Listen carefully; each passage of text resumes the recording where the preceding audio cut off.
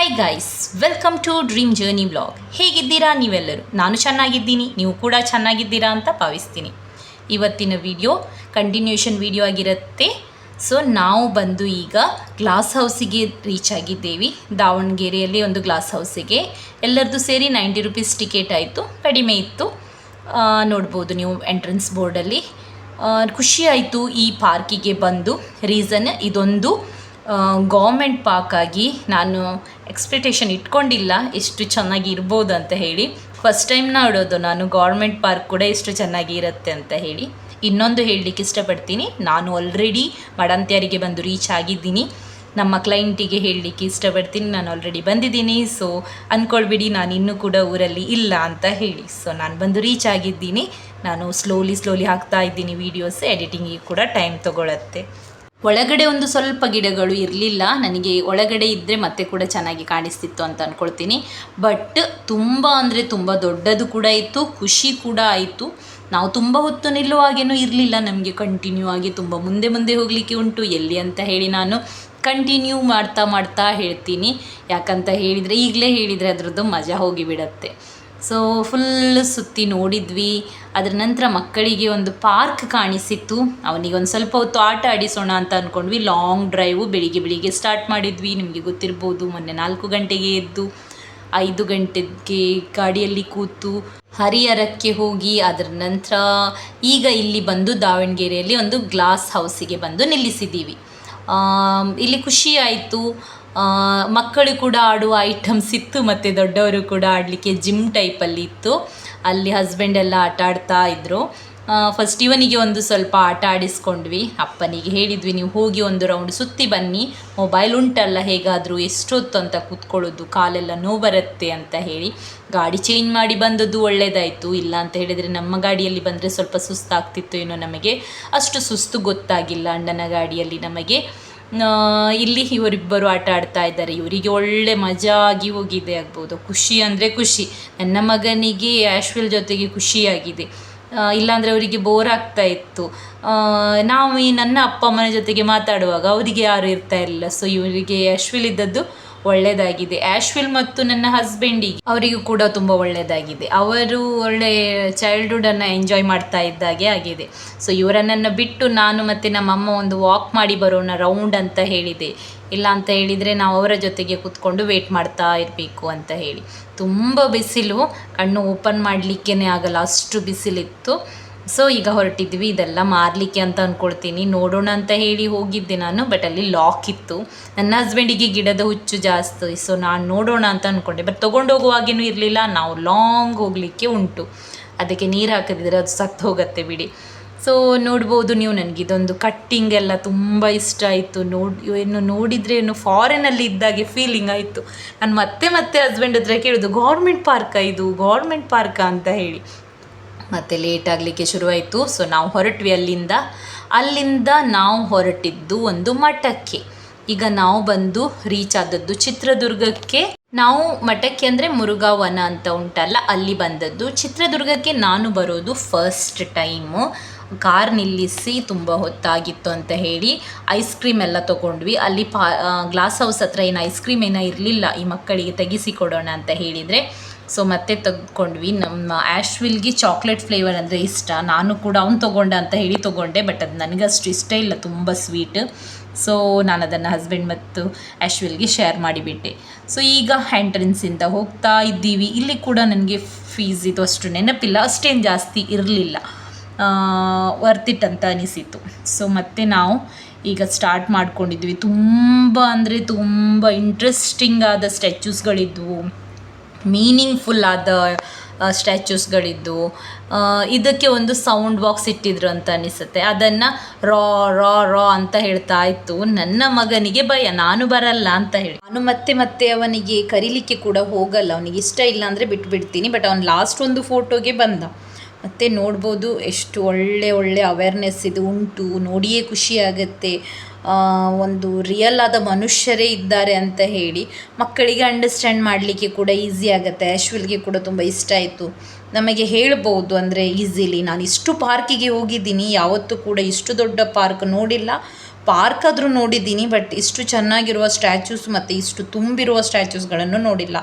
ಇದು ಎಂಟ್ರೆನ್ಸ್, ಇದು ಸ್ಟ್ಯಾಚ್ಯೂಸ್ಗಳು ತುಂಬ ಮುಂದೆಗಳು ಸ್ಟ್ಯಾಚ್ಯೂಸ್ಗಳೇ ಇವೆ. ಆ್ಯಕ್ಚುಲಿ ನಾವಿಲ್ಲಿ ವಿಸಿಟ್ ಮಾಡಲಿಕ್ಕೆ ಇರಲಿಲ್ಲ. ಹಸ್ಬೆಂಡಿದು ಅಣ್ಣ ಹೇಳಿದರು, ಇಲ್ಲ ಒಳ್ಳೇದುಂಟು, ಹೋಗಿ ನೋಡಿಯೇ ಹೋಗುವಾಗ ಅಂತ ಹೇಳಿ. ಸೊ ಮತ್ತೆ ನನ್ನ ಹಸ್ಬೆಂಡ್ ಹೇಳಿದ್ದು, ಇದು ನೋಡಿ ಈಗಿನ ಜನ್ರೇಷನ್ ಅಂತ ಹೇಳಿ. ಸೊ ಆ್ಯಶ್ವಿಲ್ಗೆ ಎಲ್ಲ ನಾವು ತೋರಿಸ್ತಾ ಇದ್ವಿ, ಇದು ನಿಮ್ಮ ಜನ್ರೇಷನ್ ಅಂತ. ಮತ್ತು ನೋಡ್ಬೋದು ನೀವು, ಮಕ್ಕಳಿಗೋಸ್ಕರ ತಾಯಿ ಎಜುಕೇಷನಿಗೋಸ್ಕರ ಎಷ್ಟು ಕಷ್ಟಪಡೋದು. ಡ್ರಿಂಕಿದು ಅವೇರ್ನೆಸ್, ಡ್ರಿಂಕ್ಸ್ ಮಾಡಿದರೆ ಏನು ಪ್ರಾಬ್ಲಮ್ ಆಗುತ್ತೆ, ಮರ ಕಡಿಯೋದು, ಮರ ಕಟ್ ಮಾಡಿದರೆ ಏನಾಗುತ್ತೆ, ಆ ಥರದ್ದೆಲ್ಲ. ಕ್ಲೀನಿಂಗ್ ಆಗಲಿ ಅಥವಾ ನೀಟ್ನೆಸ್ ಆಗಲಿ ತುಂಬಾ ಚೆನ್ನಾಗಿ ಇಟ್ಕೊಂಡಿದ್ದಾರೆ. ಅದರಿಂದ ಎಕ್ಸ್ಟ್ರಾ ಅಂದರೆ ನೋಡೋಣ ಅಂತ ಅನಿಸುತ್ತೆ, ಬಿಕಾಸ್ ಗಲೀಜು ಎಲ್ಲಿ ಕೂಡ ಇಲ್ಲ. ನೆಕ್ಸ್ಟಲ್ಲಿ ಆನೆ ಇತ್ತು. ನಾವು ಮಕ್ಕಳಿಗೆ ಆನೆ ಮುಟ್ಲಿಕ್ಕೆ ಕೊಟ್ಟಿಲ್ಲ, ಅವರಿಗೆ ಮುಟ್ಲಿಕ್ಕೆ ತುಂಬ ಇಷ್ಟ ಇತ್ತು. ಯಾಕಂದರೆ ಮೊದಲನೇ ದಿನ, ಅಂದರೆ ನಾವು ಹೋಗುವ ಮೊದಲನೇ ದಿನವೇ ಆದದ್ದು. ಮಡಿಕೇರಿ ಸೈಡಲ್ಲಿ ನಮಗೆ ಗೊತ್ತಿರ್ಬೋದು, ಆನೆ ಹೆಂಗಸ ಮೈ ಮೇಲೆ ಬಿದ್ದು ಅವರು ತೀರ್ಕೊಂಡಿದ್ರಲ್ಲ. ಸೊ ಆನೆಗಳಿಗೆ ಹೇಳಲಿಕ್ಕೆ ಆಗಲ್ಲ ಯಾವ ಟೈಮಲ್ಲಿ ಏನು ಅಂತ ಹೇಳಿ. ಸೊ ನನಗೆ ರಿಸ್ಕ್ ಬೇಡ ಇತ್ತು, ನಾನು ಮುಟ್ಲಿಕ್ಕೆ ಕೊಟ್ಟಿಲ್ಲ. ಇನ್ನೊಂದು, ಅವರು ತುಂಬಾ ಹೊಡಿತಾ ಇರ್ತಾರೆ, ಏನಾದರೂ ಮಾಡ್ತಾ ಇರ್ತಾರೆ, ನೋಡಿದೆ ನಾನು. ಕಿರಿಕಿರಿ ಆಗ್ತದೆ ಅವರಿಗೆ. ಮತ್ತೆ ನೆಕ್ಸ್ಟ್ ಇಲ್ಲಿ ಒಂದು ಲೇಕ್ ಕೂಡ ಇತ್ತು. ಬೋಟಿಂಗ್ ಮಗನಿಗೆ ಮಾಡಿಸೋಣ ಅಂತ ಅನಿಸಿ ಬಂದೆ. ಮತ್ತು ನನಗೆ ಧೈರ್ಯ ಸಾಲಿಲ್ಲ, ಇರಲಿ ಅಂತ ಹೇಳಿ ಅಂದ್ಕೊಂಡೆ. ಮತ್ತು ಟೈಮ್ ಕೂಡ ಕಡಿಮೆ ಇತ್ತು. ಅದರಲ್ಲಿ ನಾವು ಪೆಡಲ್ ಮಾಡ್ತಾ ತುಂಬ ಟೈಮ್ ಆಗ್ತದೆ ಅಂತ ಇದರಲ್ಲಿ ಒಂದು ಕೂರಿಸಿದೆ. ತುಂಬ ಅಳ್ತಾ ಇದ್ದ. ನನಗೆ ಇದರಲ್ಲಿ ಕೂಡ ಕೂರಿಸಲಿಕ್ಕೆ ಬೇಡ ಇತ್ತು, ಯಾರೂ ಇರಲಿಲ್ಲ. ಇವನು ಕೇಳಬೇಕೇ. ಮತ್ತು ಅವ್ರು ಹೇಳಿದರು, ಒಂದು ಕಾರಿಗೆ ಎಷ್ಟು ಜನ, 3 ಜನ ಬೇಕಾದರೂ ಕೂತ್ಕೊಳ್ಳಿ ಅಂತ ಹೇಳಿ. ಸೊ ಇರಲಿ ಅಂತ ಹೇಳಿ 100 ರೂಪೀಸ್ ಏನೋ ಇತ್ತು, ಅದನ್ನು ಕೊಟ್ವಿ. ಮತ್ತು 1 ಜನ ಅವ್ರದ್ದೇ ಕೂತ್ಕೊಂಡ್ರು. ಮತ್ತು ನಾನು ಹೇಳಿದೆ, ನೀವು ಮತ್ತೆ ಸ್ಟೇರಿಂಗ್ ಮುಟ್ಲಿಕ್ಕೆ ಹೋಗಬೇಡಿ, ಅವನು ಎಷ್ಟು ಆಟ ಆಡ್ತಾನೆ ಅಷ್ಟು ಆಟ ಆಡಲಿ ಅಂತ ಹೇಳಿದೆ. ಸೊ ಮತ್ತು ನನ್ನ ಮಗನೇ ಸ್ಟೇರಿಂಗನ್ನು ಸುತ್ತಿಸ್ತಾ ಇದ್ದಾನೆ, ನೋಡ್ಬೋದು ನೀವು. ಮುಟ್ಲಿಕ್ಕೆ ಕೊಡ್ತಾ ಇರಲಿಲ್ಲ ಅವರಿಗೆ. ಎಕ್ಸಲೇಟ್ರ್ ಮಾತ್ರ ನನ್ನ ಹಸ್ಬೆಂಡ್ ಮತ್ತು ಆ್ಯಶ್ವಿಲ್ ಯಾರೋ ಒಬ್ಬರು ಮಾಡ್ತಾಯಿದ್ರು. ಸೊ ಮತ್ತು ಈಗ ಹೊರಡ್ತಾ ಇದ್ದೀವಿ. ಇನ್ನೂ ಕೂಡ ನೋಡಿ ಮುಗ್ದಿಲ್ಲ. ಇವರಿಗೆ ಭಾರಿ ಒಳ್ಳೆಯದಾಗಿದೆ. ನನ್ನ ಹಸ್ಬೆಂಡಿಗೆ ಮತ್ತು ಆ್ಯಶ್ವಿಲಿಗೆ 14-16 ಇಯರ್ಸ್ ಸಮಥಿಂಗ್ ಗ್ಯಾಪ್. ಅವರ ಆ್ಯಶ್ವಿಲಿದು ತಂದೆ ಮತ್ತು ನನ್ನ ಹಸ್ಬೆಂಡಿಗೆ ಆ ಟೈಮಲ್ಲಿ ಕೂಡ ಸೇಮ್ ಗ್ಯಾಪ್ ಇತ್ತು.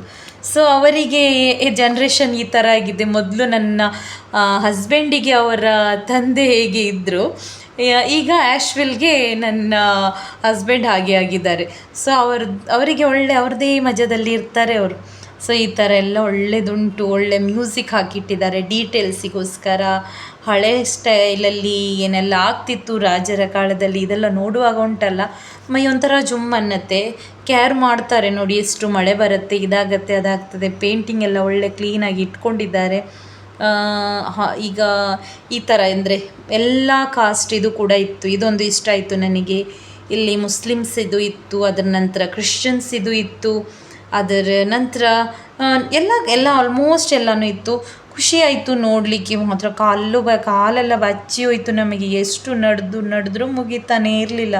ಸಾಧಾರಣ ನಾವು ಬಿಟ್ಟಿದ್ದೀವಿ. ಆ್ಯಕ್ಚುಲಿ ಸಾಧ್ಯ ಆಗ್ತಾ ಇಲ್ಲ, ದೂರ ಹೋಗ್ಲಿಕ್ಕುಂಟು, ಕತ್ತಲಾಗ್ತದೆ, ಊಟ ಆಗಿಲ್ಲ, ಸುಸ್ತಾಯಿತು. ನೋಡೋಣ ಅಂತ ಆಸೆ ಆಗುತ್ತೆ, ಬಟ್ ಇದು ಮುಗಿಯಲ್ಲ.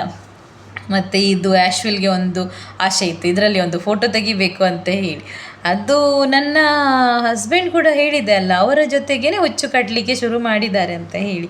ಇದನ್ನೆಲ್ಲ ಮಾಡ್ತಾ ಇದ್ದರು. ಮತ್ತು ಒಬ್ಬೊಬ್ಬರಾಗಿ ಒಂದೊಂದು ಮಾಡ್ತಾಯಿದ್ರು. ಈ ಥರ ಹೊರಡೋಣ ಅಂತ ಹೇಳಿ ಹೊರಟ್ವಿ. ಆಗ ಮತ್ತೆ ಕಾಣಿಸುವಂಥ ಸ್ವಲ್ಪ ಮಂಗನಿಂದ ಮಾನವ ಅಂತ ಉಂಟಲ್ಲ, ಅದೆಲ್ಲ ನೋಡ್ತಾನೇ ಇದ್ವಿ. ಮತ್ತೆ ಲೇಟ್ ಆಗ್ತದೆ ಅಂತ ಈಗ ಹೊರಡೋದು ನಾವು. ಖುಷಿ ಆಯಿತು ತುಂಬ ಅಂದರೆ ತುಂಬ. ನನ್ನ ಮಗನಿಗೆ ಮತ್ತೆ ಒಂದು ವಾಟರ್ ಫೌಂಟನ್ ಕಾಣಿಸಿತು, ಅದೊಂದು ನೋಡಿ ಬರೋಣ ಅಂತ ಹೇಳಿ. ಎಕ್ಸೈಟ್ಮೆಂಟ್ ಲೆವೆಲ್ ಒಂದು ಸ್ವಲ್ಪ ಜಾಸ್ತಿ ಆಯಿತು. ಅಲ್ಲಿ ಬಂದು ಅವನಿಗೆ ಕೂಡ ಸುಸ್ತಾಗಿದೆ, ಬಟ್ ಅವನು ಎಲ್ಲ ಕಡೆನೂ ನಡೀತಾನೆ ಇದ್ದ. ನಾವೆಲ್ಲಿ ಕೂಡ ಅವನಿಗೆ ಎತ್ಕೊಂಡು ಹೋಗಿಲ್ಲ. ಎಲ್ಲ ಕಡೆ ನೇರಳೆ ಮರ ಆಗ್ಬೋದು, ನನಗೆ ಒಂದು ಆಸೆ ಆಗ್ತಾಯಿತ್ತು ನೇರಳೆ ಮರ ನೋಡಿ. ನನಗೆ ನೇರಳೆ ಹಣ್ಣು ಅಂದರೆ ತುಂಬ ಇಷ್ಟ. ನೋಡ್ಬೋದು ಇದೆಲ್ಲ ಕೆಳಗೆ ಬಿದ್ದದ್ದು ನೇರಳೆ ಹಣ್ಣುಗಳೇ. ನಂತರ ಲೇಟಾಗಿತ್ತು, ಸೊ ನಾವು ಊಟ ಮಾಡಿ ಈಗ ಹೊರಟಿದ್ದೀವಿ ಚಿತ್ರದುರ್ಗದ ಕೋಟೆಗೆ. ಸೊ ಕೋಟೆಯ ಎಂಟ್ರೆನ್ಸಿಗೆ ಬಂದು ರೀಚ್ ಆಗಿದ್ದೀವಿ. ಇಲ್ಲಿ ಒಂದು ಟಿಕೆಟ್ ಇದು ಕಿರಿಕಿರಿ ಆಯಿತು ನಮಗೆ. ಇದು ಗೌರ್ಮೆಂಟಿಂದ ಇದೊಂದು ನನಗೆ ಇಷ್ಟ ಆಗಿಲ್ಲ. ರೀಸನ್ ಟಿಕೆಟ್ ಕ್ಯಾಶಲ್ಲಿ ಇರಲಿಲ್ಲ, ಗೂಗಲ್ ಪೇಯೇ ಆಗಬೇಕು. ಅದರಲ್ಲಿ ಕೂಡ ನಮ್ಮ ಡೀಟೇಲ್ಸ್ಗಳನ್ನು ಫಿಲ್ ಮಾಡಿ ಅದರ ನಂತರ ಎಷ್ಟು ಜನ ಇದ್ದೀವಿ ಅಂತ ಹೇಳಿ ಹಾಕಿ, ಸೊ ಅದನ್ನೆಲ್ಲ ಕಿರಿಕಿರಿಯಾಗಿ ಟೈಮ್ ವೇಸ್ಟ್ ಆಗ್ತಾಯಿತ್ತು. ಮತ್ತು ಬಂದು ಬೇರೆಯವರು ಕೂಡ ನಮ್ಮ ಹತ್ರ ಹೆಲ್ಪ್ ಕೇಳುವಾಗ ನಾವು ಇಲ್ಲ ಅಂತ ಹೇಳಲಿಕ್ಕೂ ಆಗಲ್ಲ, ನನಗಂತೂ ಆಗಲ್ಲ ಅದು. ಸೊ ನಾವು ಅವರಿಗೂ ಕೂಡ ಹೆಲ್ಪ್ ಮಾಡಿದ್ವಿ, ನಮ್ಮದು ಕೂಡ ಆಯಿತು. ಹಣ ಕೊಡ್ತಾರೆ ಬಟ್ ಟೈಮ್ ವೇಸ್ಟ್ ಆಗ್ತದಲ್ಲ. ಸೊ ಅದೊಂದು ನನಗೆ ಕ್ಯಾಶ್ ಮಾಡಬೇಕಿತ್ತು, ಅಥವಾ ಜಸ್ಟ್ ಜಿ ಪೇ ಇಟ್ಟಿದ್ರೂ ಪರವಾಗಿರಲಿಲ್ಲ, ಬಟ್ ಡೀಟೇಲ್ಸ್ ಹಾಕೋದು ಕಿರಿಕಿರಿ ಆಗ್ತಾಯಿತ್ತು. ಅದು ಕೂಡ ಅಲ್ಲಿ ಜನ ಇದ್ದರು, ಅವ್ರು ಹೆಲ್ಪ್ ಮಾಡಿದ್ದು ಒಳ್ಳೆಯದಾಯಿತು. ಸೊ ಈಗ ನಾವು ಹತ್ತಿ ಹೋಗ್ತಾ ಇದ್ದೀವಿ. ಇಲ್ಲಿ ಒಂದು ಕೋತಿ ನೋಡ್ಬೋದು ನೀವು. ಎಂಟ್ರೆನ್ಸಲ್ಲಿ ನಾವು ಸ್ಪೈಡರ್ ಮ್ಯಾನ್ ಆಫ್ ಕರ್ನಾಟಕ ಕೋತಿ ರಾಜ ಅಂತ ಹೇಳ್ತೀವಲ್ಲ, ಅವರು ಇದ್ದರು. ನಾನು ನೋಡಿದ್ದೆ ಅವರನ್ನು, ಬಟ್ ನಾನು ವಿಸಿಟ್ ಎಲ್ಲ ಮಾಡಲಿಕ್ಕೆ ಹೋಗಿಲ್ಲ, ಬಟ್ ನಾನು ನೋಡಿದ್ದೆ. ಮೇಲೆ ಮೇಲೆ ಹೋಗ್ತಾ ಇದ್ದೀವಿ. ಗುಡ್ಡ ನೋಡುವಾಗಲೇ ಭಯ ಆಗುತ್ತೆ, ತುಂಬ ದೂರ ಉಂಟು. ನಮಗೆ ಒಂದು ಒನಕೆ ಓಬದ್ದು ಕನಕನ ಕಿಂಡಿ ಒಂದು ನೋಡಿ ವಾಪಸ್ ಬರಲಿಕ್ಕೆ ಇತ್ತು. ಸೊ ಹೋಗ್ತಾ ಇದ್ದೀವಿ. ಎಲ್ಲೆಲ್ಲಿ ಕಿಂಡಿ ಕಾಣಿಸ್ತದೆ ಅಂದರೆ ಎಲ್ಲೆಲ್ಲಿ ಒಂಥರ ಈ ಥರ ಕಾಣಿಸುತ್ತೆ, ಹೊಟ್ಟೆ ಅದು ಹಾಂ ಅದಾ ಅಂತ ಅಂದ್ಕೊಳ್ಳೋದು.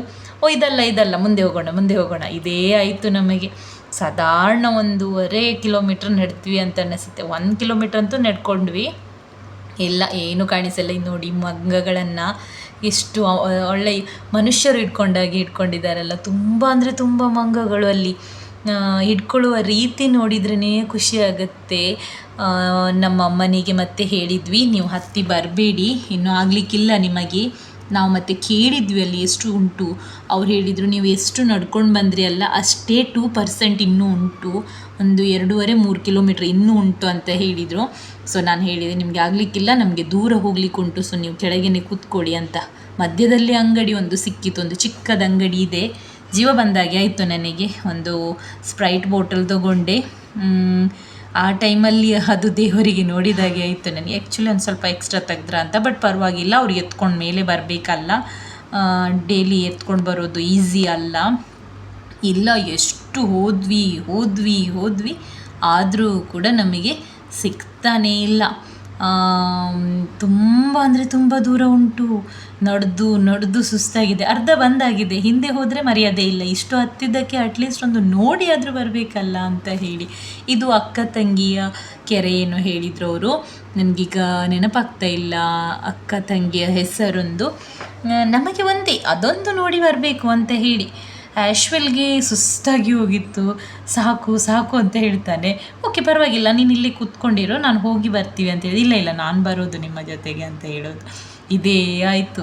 ಎಲ್ಲರಿಗೂ ಸುಸ್ತಾಗಿದೆ, ನಾವಾದರೂ ನಡ್ಕೊಂಡು ಹೋಗ್ತೀವಿ, ಅದ್ರ ನಂತರ ಗಾಡಿಯನ್ನು ಓಡಿಸ್ಲಿಕ್ಕಿಲ್ಲ, ಹೋಗಿ ಕೂತ್ಕೊಳ್ಳೋದೆ. ಹಸ್ಬೆಂಡಿಗೆ ಪಾಪ ಸುಸ್ತಂದರೆ ಸುಸ್ತು. ಮಾತ್ರ ಇದೊಂದು ಕಲ್ಲಿದೆಲ್ಲ ಉಂಟಲ್ಲ, ಹೇಗೆ ನಿಂತಿದೆ ಅಂದರೆ ನೋಡಲಿಕ್ಕೇ ಒಂದು ಥರ ಭಯಂಕರ ಅನಿಸುತ್ತೆ. ಚಿಕ್ಕ ಕಲ್ಲು ಮೇಲೆ ದೊಡ್ಡ ಕಲ್ಲುಗಳು ನಿಂತಿದೆ.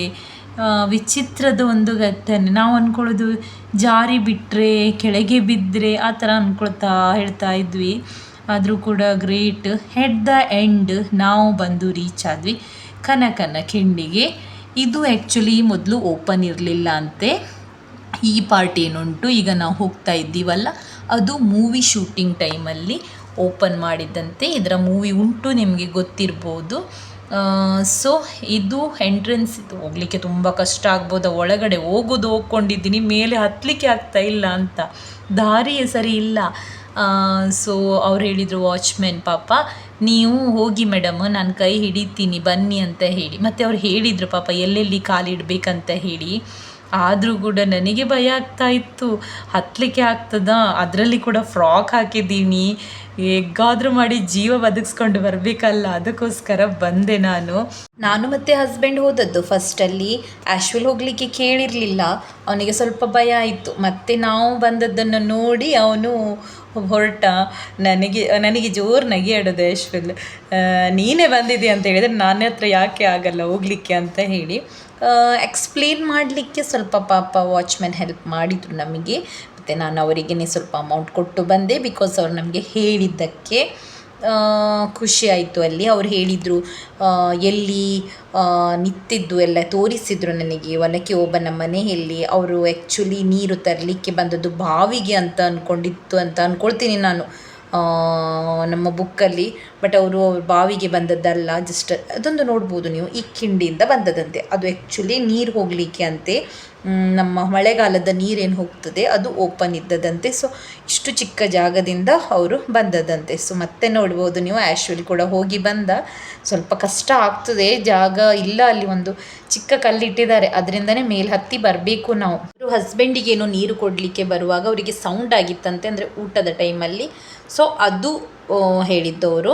ಅದರ ನಂತರ ನಾವು ಕಾಫಿಗೆ ನಿಲ್ಲಿಸಿದ್ವಿ, ಯಾಕಂದರೆ ಜೋರು ನಿದ್ದೆ ಬರ್ತಾಯಿತ್ತು ನಮಗೆ. ಆನ್ ದ ವೇ ಮೇನ್ ರೋಡಲ್ಲಿ ಎಲ್ಲಿ ಕೂಡ ಸಿಕ್ಕಿಲ್ಲ ನಮಗೆ ಕಾಫಿ ಶಾಪ್. ಯಾಕಂತ ಹೇಳಿದರೆ ಈಗ ಎಲ್ಲ ಎಕ್ಸ್ಪ್ರೆಸ್ ಹೈವೇ ಮಾಡಿ ಎಲ್ಲಿ ಕೂಡ ಸಿಗ್ತಾನೇ ಇರಲಿಲ್ಲ. ಮತ್ತು ಈಗ ಅಮ್ಮ ಎಲ್ಲ ಕಾಫಿ ಬೇಡ ಅಂತ ಹೇಳಿದರು, ನಾವು ಕಾಫಿ ಕುಡಿತಾ ಇದ್ದೀವಿ. ಈ ವಿಡಿಯೋವನ್ನು ನಾನು ಕಂಟಿನ್ಯೂ ಮಾಡ್ತೀನಿ ಬಿಕಾಸ್ ಲಾಂಗ್ ಆಗುತ್ತೆ. ಈ ವಿಡಿಯೋ ಇಷ್ಟ ಆದಲ್ಲಿ ಲೈಕ್ ಮಾಡಿ, ಶೇರ್ ಮಾಡಿ, ಕಮೆಂಟ್ ಮಾಡಿ, ಹಾಗೆ ಸಬ್ಸ್ಕ್ರೈಬ್ ಮಾಡಿ. Thank you.